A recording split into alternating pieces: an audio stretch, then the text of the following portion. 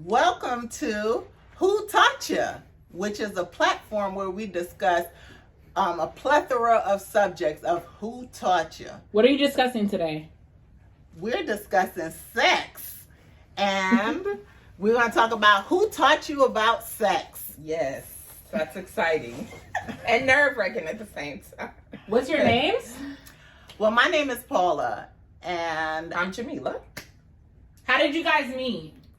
We met in college? Yes, we both attended a black university, and when we got there, we thought that our housing was going to be taken care of, and it wasn't. No, it was not. So we ended up sharing a boarding house, and that's how I met this fantastic girl. And funnily enough, the name of the house was called the Pum Pum House.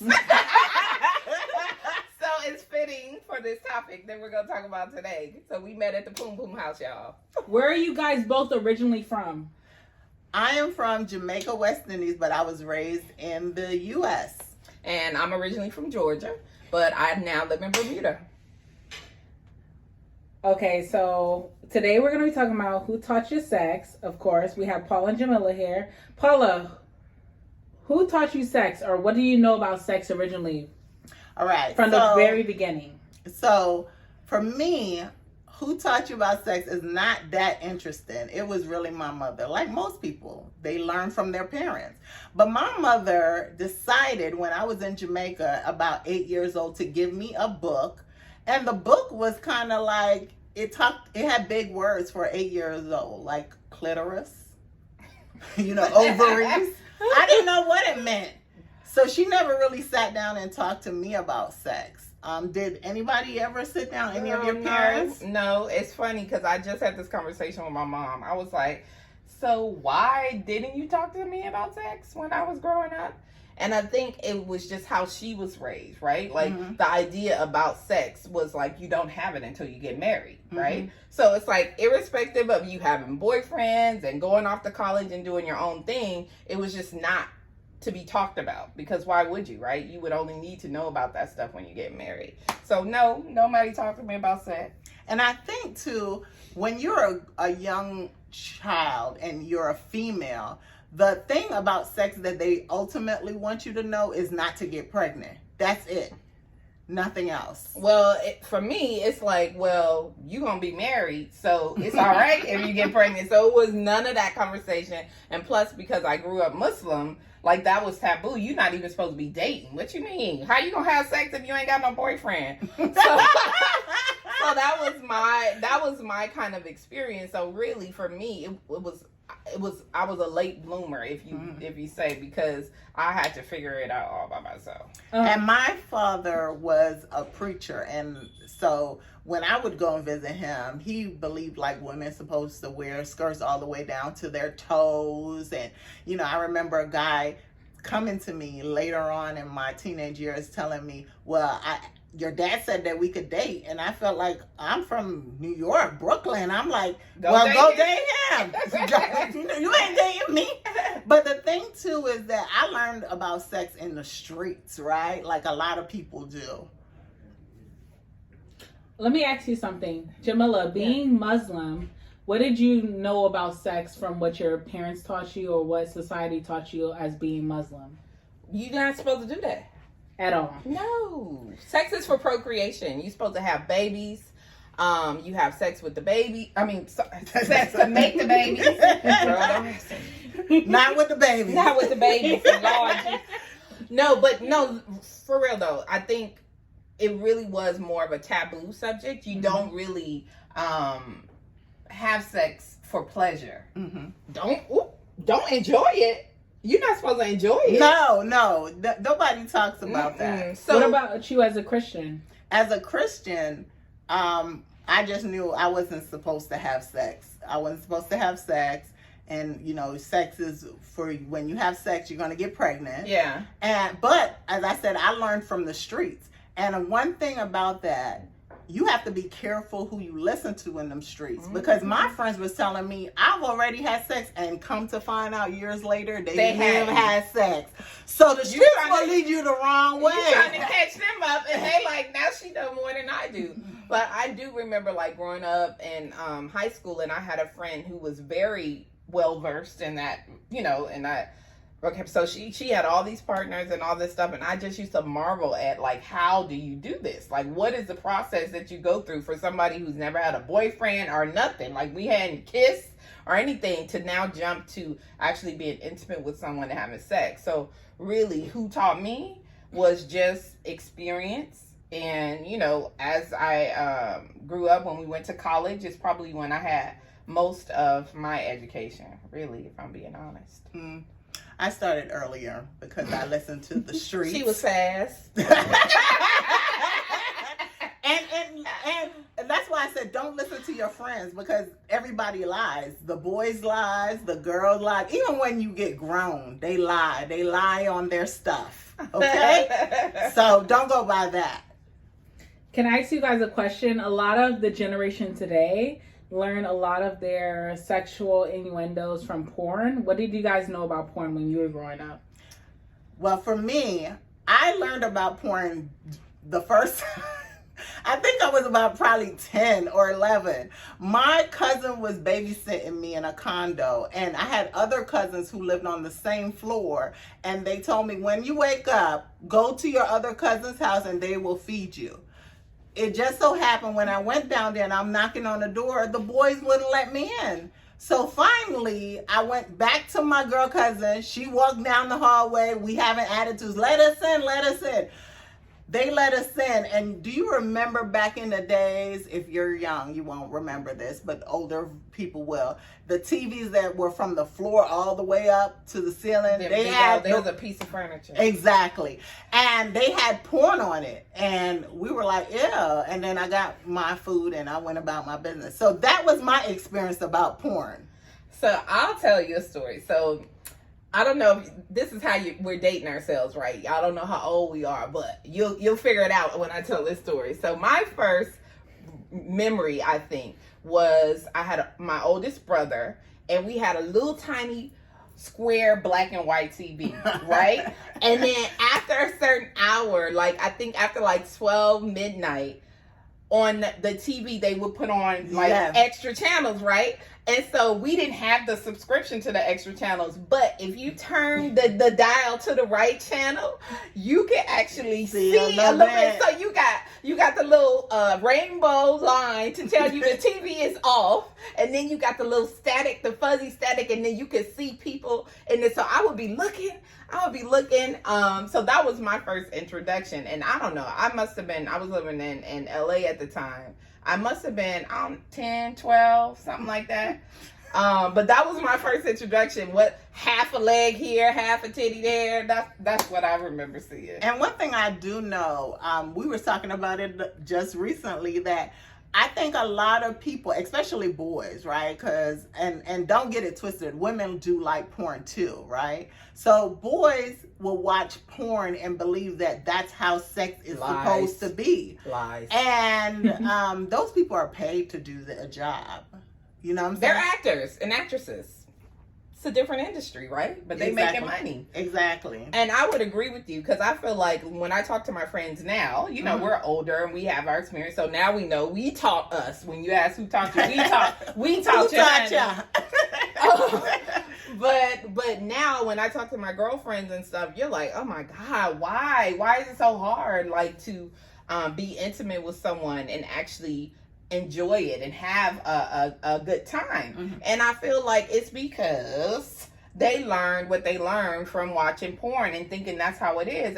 And the reality is every woman is different. So what works for somebody is not necessarily going to work for somebody else. Mm-hmm. And so unless you are open and willing to kind of ask your partner those questions or have a conversation with them, then you doing what you saw Black Steel do on the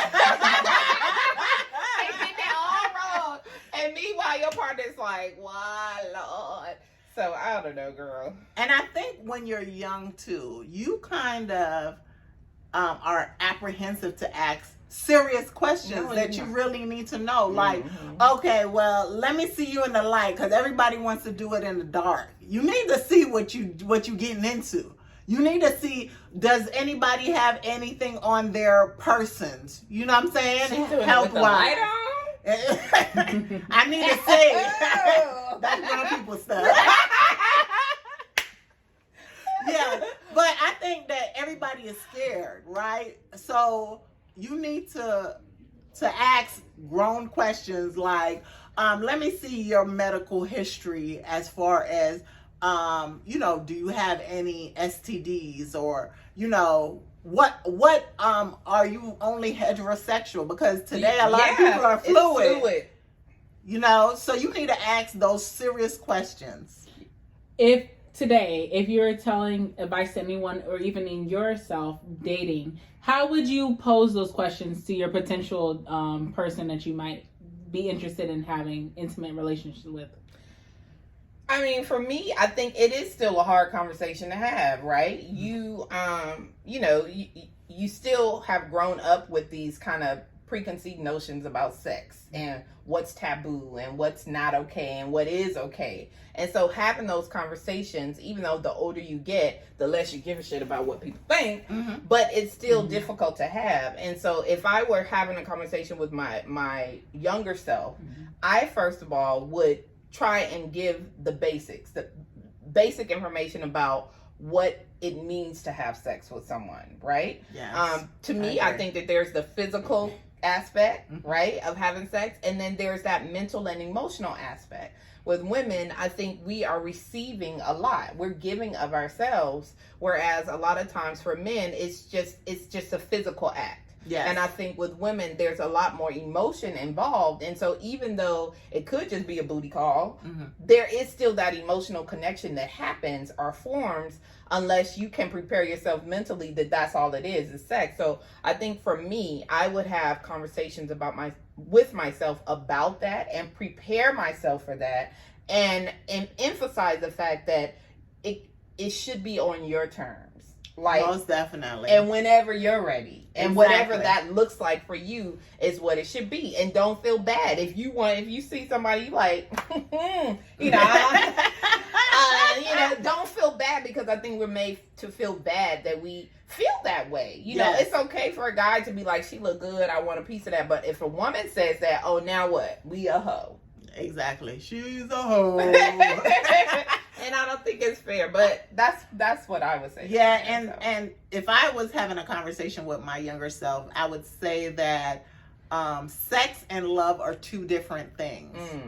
And I would say, wait, you have time. You still have time. And also learn more than just books. Maybe watch a movie, learn about your body and what is pleasing to you, so you could communicate that to your partner. Yes, honey. Because a lot of times you may be scared to just say, well, I like it a little bit like this, or I like it a little bit like that. But if you're like, because I think that if you're having intimate relations with a partner, you should be okay with telling them, I want it this way, or I want it that way. And also wrap it up. Like, I wished my mother would have taught me, instead of me learning from the streets, how to put on a condom, how to, and wait. Yeah. Wait. It's okay to wait. Yes, because you may like them today, and after you had sex with them, you like, and 2 days later, you like, please, could you keep it moving? It was not. This is one of those ones we forget. We reserve the right to do that.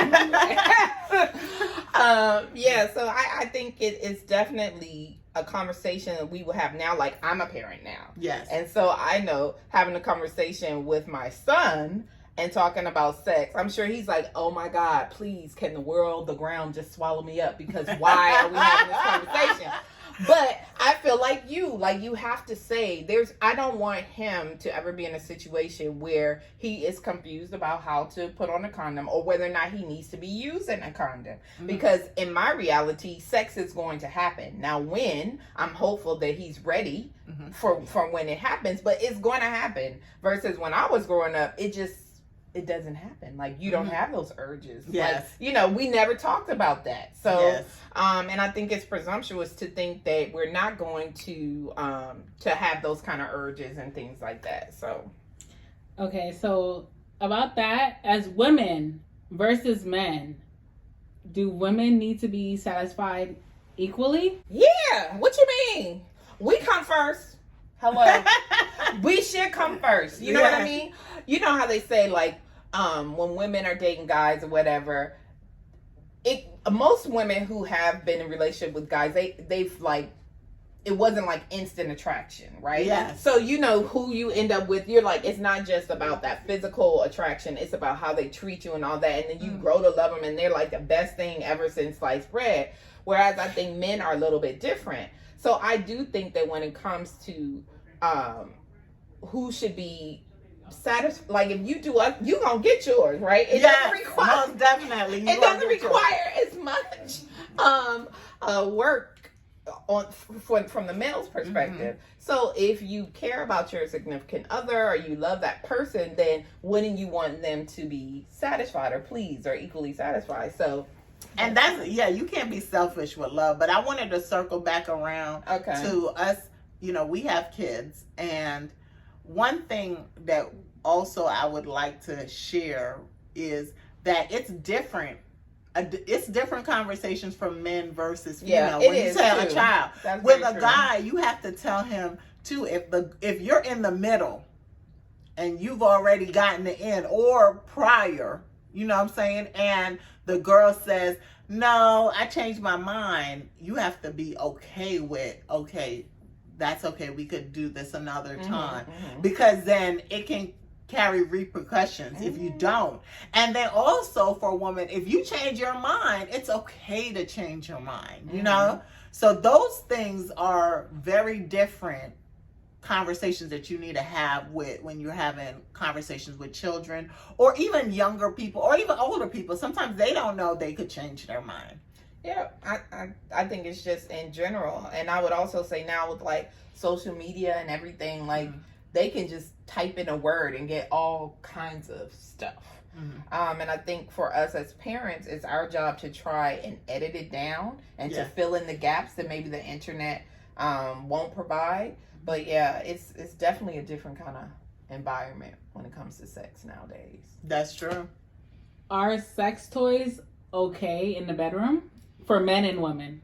I think it's your choice, right? Yeah, I was gonna say whatever floats your boat. I mean, at the end of the day, when you're in a relationship with somebody, it's you and that person. So whatever's gonna work to make this thing happen, it is gonna work. And it's at different stages. I told Jam that when I was younger, and I mean in my 20s, my cousin and I went to a sex shop in New York, and I was so ashamed. Ashamed to even pick out a toy. And she was like, "Go ahead, the wall is full. Take whatever you want." And I'm over there interviewing people. "Well, why are you buying this? Do you and your partner like it?" And my cousin's like, "Would you stop interviewing people like that?" And I would never buy anything. And she bought something for me, and that was my introduction to a toy. And I stopped using toys, and then later on it was introduced. So I think it's up to you, but I think you had somebody who was getting a toy or used a toy that you told me, and it intrigued me about it. So yeah, and I don't know if this is gonna be a plug for the womanizer, but it may be. But yeah, my girlfriend was telling me about this toy, and I'm like, really? Yeah, what? So listen, I was like, we gonna try this out. We gonna check it out. So I'm saying all that to say that I do think that toys can have their place in the bedroom, but it has to be where both people are comfortable. Or if it's just you, yourself, and yourself, then it's whatever you want to do, whatever works for you. But yeah, I mean. And word travels fast, because she was telling me the funny story about the friend, and I told one of my friends, and she was like, "Oh, I gotta get off the phone." I was like, "Why?" She was like, "I gotta get off," because she had to do her research. She was like, "What? Well, what?" Listen, and then when you read the reviews, and the thing about it though, that is, so sometimes we feel like we're alone and something's wrong with us because we are not having orgasms like, you know, everybody else is. Everybody else is having orgasms but us. When reality, if you read statistics, a large percentage of women don't actually have orgasms. Exactly. You know, and so when you read this, you're like, oh, So then there is an issue, and maybe this toy is the solution to that issue. Who knew? All I needed was like a little toy to make it all happen. So my short answer is, yeah, if it works for you and your partner. And I say explore yourself. I think I was really apprehensive about that, my younger self. But explore yourself and see what feels good. That's the thing about it. And so that goes back to what we had said earlier about who taught you about sex. Like it was just taboo, right? You didn't talk about it. You didn't think about it because for some reason, I guess our parents thought that physiology didn't work like it should. And I'm thinking, and I really did have this conversation with my mom. I was like, what the heck? Like, why? And she was so apologetic. She was like, I know, it's just the way I was raised, and we just didn't talk about it. And I was like, yeah, I really wish you had. And so I'm trying not to go overboard with my kid. It's like, 'cause my mama never told me, I'm going to tell you everything. I'm pulling up Google. I'm like, look at this. Look at the clitoris. Know where it is. Get comfortable with it. And he's like, God, help me, please. Take me to this place. I know. But I just, trying to figure it out. Trying to help him not go through what I Would you guys feel comfortable with your parents being really open about sex at that age? I think if it was in a teachable moment. Like, I don't want to know, like, even to this day, I'm old, right? And so I don't want to know that my mom and my stepdad are doing the boogie woogie. They doing the boogie woogie, honey. I don't want to know my mom got a wop. I don't want to know none of that, okay? Cardi. Listen. So I wouldn't be comfortable at this stage. But my mother is not, everybody's mother is probably not the typical mom. When I ask my mother stuff, she just automatically forgets and says, I don't remember. And I'll be like, you're right. She don't want to talk about it. That's what she's saying. So for me, I think now I see my mom as like a woman. Yeah. Right? So I'm at a place where we can have that. She's still a mama. She's still a mama. She's still my mama too. Yes, I know what you know what I'm saying? Because my mom won't give up the info. So and my mom, like, believe it or not, like, she didn't get that information from her parents either. So I'm telling her stuff, honey. I might have to give her the I don't think my mother womanizer either. I don't think she might be like, here's a gift. Here you go, mama. Sort yourself out. So I feel comfortable having that conversation with my mom now. But going back to the question about whether or not I would have been comfortable then, I think I didn't know any better. So I do remember getting my period. And I remember having that conversation with my mom. And you would have thought then would have been the time to say, now you can have a baby. Yes. And now these are the, no, it stopped at here is, what you need to, and it's going to happen once a month. And that was the end of it. So I think me not knowing any better, I would have been like, okay. All right. If there was one thing you can tell your younger self or anybody who's watching who's younger in this generation about sex, what's one thing that you think is the most important to tell both of you guys? Protect yourself. There's a lot of things out here, a lot of new things, a lot of old things, and just protect yourself. And don't be afraid. Like somebody said to me, we were talking about condoms, and I said, I wish I would have known how to use the female condom. Yeah. Or that even was a thing. Do you guys know how to use the female condom to this day? No. I still don't know. I see it and I'm like, oh, I wonder, how does that work? Yeah. I have a sense of how it works, but at this point, at this stage, you're like... But I think, too, our situations are different. We are both married. Yeah. So... what goes on in our bedroom is a little bit different than if you're a single person. But there are so many options for contraception. So I think to really research it and really find out about it.